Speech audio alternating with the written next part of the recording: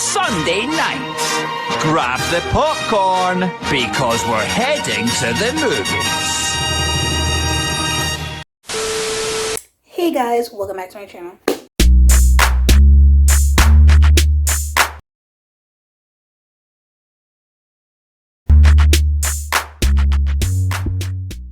If you don't know this beat, it's your girl KylerB coming at you with a new video. So today we're going to be talking about Love Island Season 10, Episode 29. We do not count the unseen bits, so that's why these episodes are numbered that way. Anyway, guys, let's get right into this video. So this episode is basically another calm before the storm type of episode. Let's get right into it. So first, everybody's getting up. They did not even have a morning debrief because it was like, what was the point of a morning debrief? Because everybody's still in the same type of situation. Nobody's really moving on. Yeah, they're still in the same situation. So we get right into the daytime. Ella, she is talking to Uzi, and she's basically deading it with him, basically telling him, she's leaning more towards Ty, and that's over. Ella gets up, she makes coffee for Tyrique. Tyrique goes over to the breakfast area, and he says, can he pull Katie for a chat? And then Ella still brings him or gives him the coffee that she made him. Tyrique and Katie are chatting. Katie's like, oh, I don't want to be, I know what you're doing. Like, you're just making me a pawn in your plan. Da da da da da da da da. Like, I know what you're doing, Ty. Stop. Don't do this. You're just using me. You just want to be back with Ella. But what does Katie do? She still, complies with Ty. She's single, he's single, that's what he's keep on telling both of, her to basically make her, have fun, quote unquote, as he says, with him. So basically he's just doing that to wind Ella up, basically being petty. So, Ella and Catherine was coming out, and they see Tyrique basically touching Katie's hair, playing in Katie's hair, all that, rubbing his leg on her leg, all that. It was all that. So they're sitting down, Whitney comes by, and you hear Ella like, oh, I'm not gonna be a mug.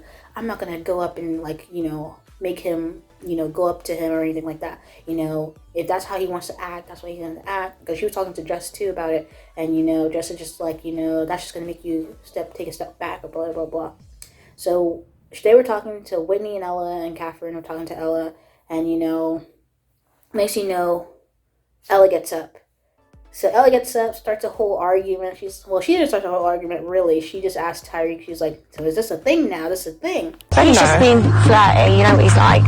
So is it a thing now? Don't come on now. What? I'm just asking, is it a thing now? It might be a thing, it might not. You're just so fucking petty. Yeah, whatever. And I'm surprised that you're even entertaining Ella, it. I'm literally, aren't I bantering him saying stop using me as a pawn? I'm just You're letting him use you as a pawn. It's just literally, it's nothing. You're letting him use you as a pawn. You're the same one that told me what he's doing, and you're the same one entertaining it. I said that. Wait, Ella, you ain't got a leg to stand on, really, have you? What have I done? You're literally doing stuff just to get a reaction from me. And they were basically arguing in front of the entire villa, basically saying, she ended it with Uzi, this and this and that. He was like, oh, you brought Uzi back. And he was like, and? Uzi's sitting right there, and he just she was just like, and? I brought Uzi back, and? Really? What's so funny about this whole situation is that, really, Casa Amor is usually is when you bring somebody back from Casa Amor nowadays, they really get put to the side and tossed to the side. They're just there just to be there. You know what I'm saying? Usually that's what happens. Even if someone brings somebody back, usually the time that they spent in the villa with the original couple always brings them back closer together. So whenever you bring somebody back from Casa Amor, you just better be single. You better be on your lonesome, because if you weren't on your lonesome and you didn't have a connection or whatever, there's no point for you to bring somebody back. I'm telling you, because there really just be collateral damage in that villa. Anyway, they had this whole argument, and you know, at the end of the day, he was just, like, well, you made me single, and this is what I gotta do. And they're like, no, you don't gotta do it. So it was kind of funny because Ella and Whitney were in the back, like, yeah, Ella. If you wanna talk, we can talk. Ella, yes. Backing Ella, and I'm just like, okay. It was kind of funny. And then they bring Tyrique to the conversation, basically saying, Tyrique, you don't have to do this. You like Ella, da da da da. You don't have to be petty, this and this and that. Like, go. And like Whitney basically used his tattoo against him, like, listen to, like, you have a tattoo on you, like, you should listen to it or whatever. Because Tyrique is just like, he does want to get back with her, but he's like, not right now. Like, he needs some time to let it marinate or something like that before he goes back to her or whatever. But anyway, at the end of the day, he's going back to her. All I wouldn't say that conversation was just like, why are these girls giving these advice? Like, what's this camp counselor information? Like, well, what are we doing here? Anyway, we have this whole Jess and Sammy situation because Jess is obviously in another triangle between Sammy and Amber. And, she still wants to be with Sammy, but Sammy is still, trying to crack on with Amber. And he's like, oh, I still need time, da da da da. Like, I still need time. And he's just like, what do you need time with? Like, this is your third girl now that you're in the villa with and trying to get to know. Like, are you 100% on me or you're not? Like, it is what it is. Like, she came back single to still get to know you, and now you're coupled up with this new girl. So what is it? She was, like, basically saying, like, what's the difference? Like, you want your brunette or whatever, because every girl that he really talks to has always been, like, a brunette or darker hair color than Jess. So Jess was, like, saying, like, get over it. Like, I'm a blonde, this and this and that. Like, so it was so funny. Like, she's just like, I'm a blonde, like, get over it. Like, I don't know what's this whole hair color situation. Like, Jess could go and dye her hair brunette if that's the case. Like, what's the whole hair color situation? Because she can dye her hair. And call it a day. But, yeah, it's this whole situation. So, she was upset about it. Ella was comforting her and whatnot. And I don't know. They really believe this whole Sammy and Jess type of relationship thing, which is just like, what are we doing? Everybody gets ready for the nighttime. So is this the situation again? So we finally get Tyrique basically saying, he's going to basically go get his girl back. So he pulls Ella for a chat and basically says that they want to get back together and so. They hugged it out. I'm ready to take you back in. And yeah, that's what I needed to say. I'm happy. Look at what we got each other doing. You happy? Are you happy? I'm happy. And I'll look at then. Every day. Hey. And then tell me why Tyrique's hug and then he looks directly into the camera.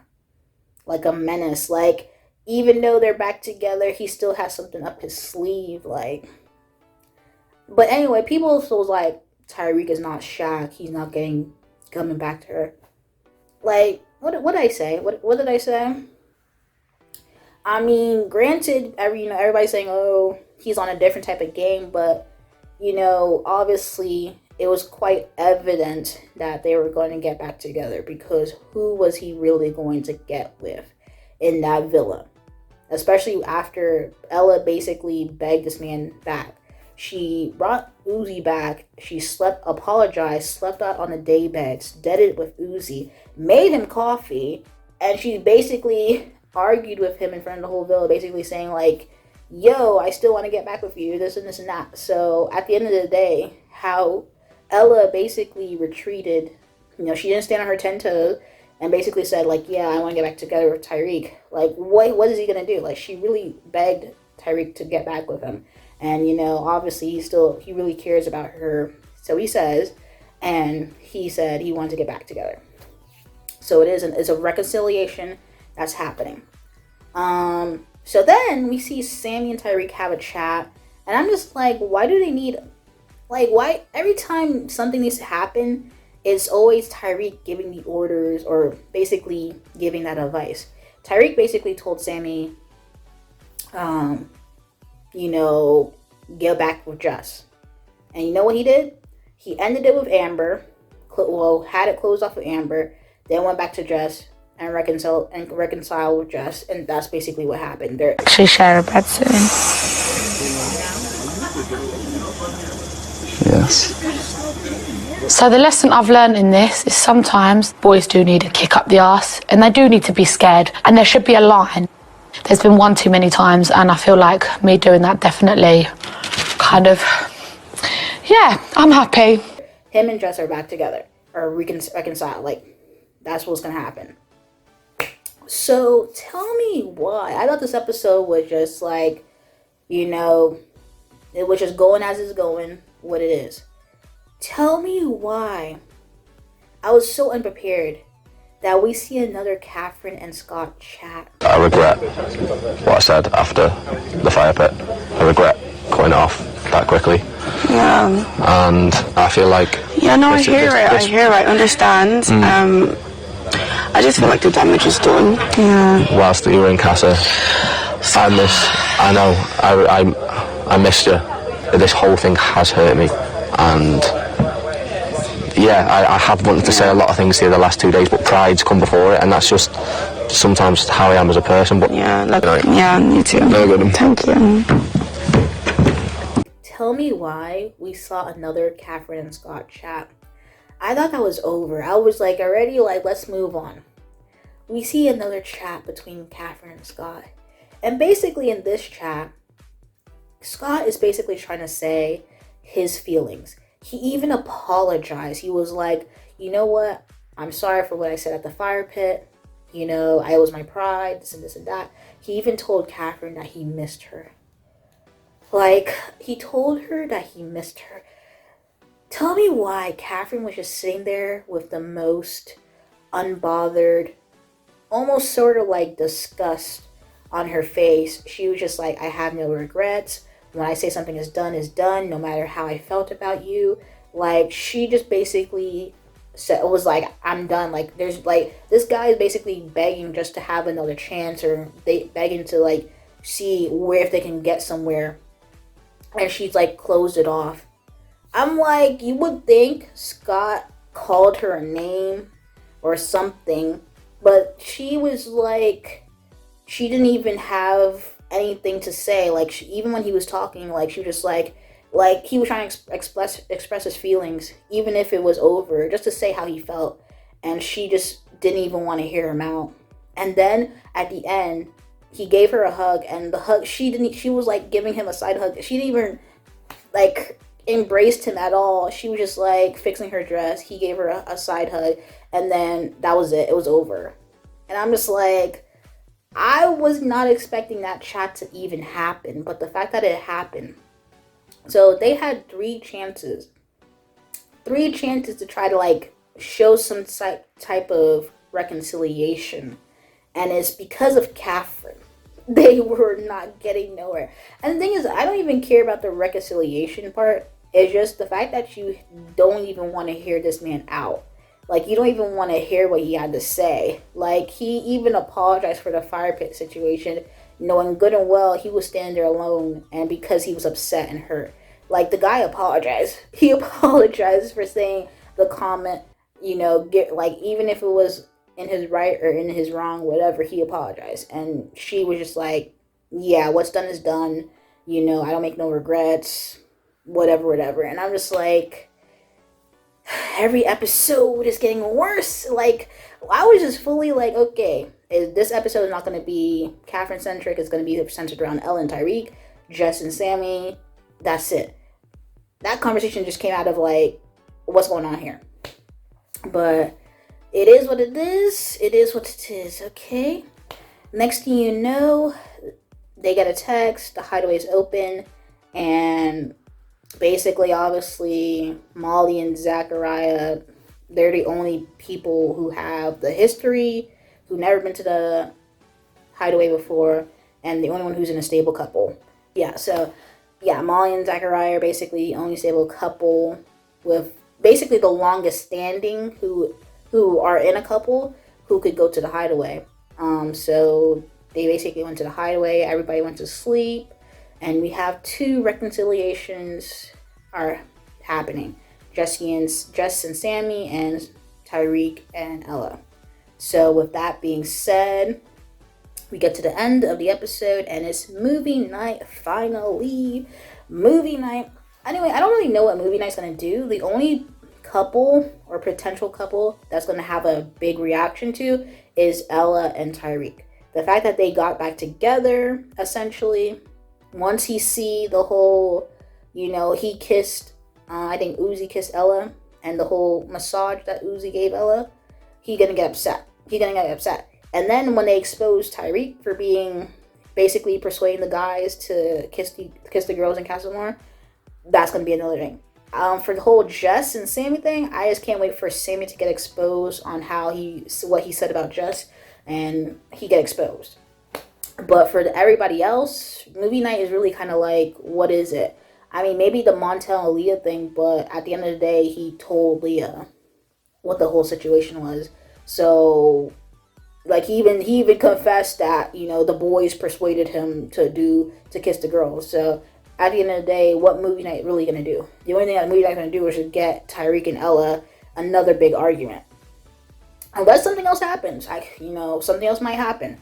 But I can't wait to see what movie night brings, because I don't know what the season's gonna hold, because it is looking sad. And hopefully they bring somebody for Scott, because in the episode they actually showed Scott and Amber just sitting and talking, and they were basically saying, like, they were asking, like, basically talking about what conversation to join, and Scott was like, there's no conversations to have, like, there's no conversation that I need to join. And it just looks so sad, because now that he's not in a couple with Catherine, he used to be like having somebody to talk to. He used to have Catherine and Whitney to talk to. And I don't even think that is even happening anymore. Like, maybe a couple times you might see him talk to the guys for a bit, but after that, what's going on here? Like, he's really, he's not a talkative guy. Like, and like, he really vibes where he vibes. So he's not going to join a big group of people and like join and talk like that. No, he keeps himself. He said that before, he keeps himself. But it was kind of sad that, like, now Scott and Amber are basically the outcast of the group. But obviously we know there's going to be a dumping soon, whether it be by our vote or I don't know what else is going on, because there's too many people in that villa. There's 16 people in that villa. So it needs to be clearing out soon. But movie night's going to happen on Sunday night. Can't wait to see that. And yeah. Anyway, guys, if you like the video, comment down below. Your thoughts, comments, concerns, and subscribe to my channel. Subscribe. Anyway, thank you guys for watching this video. Peace.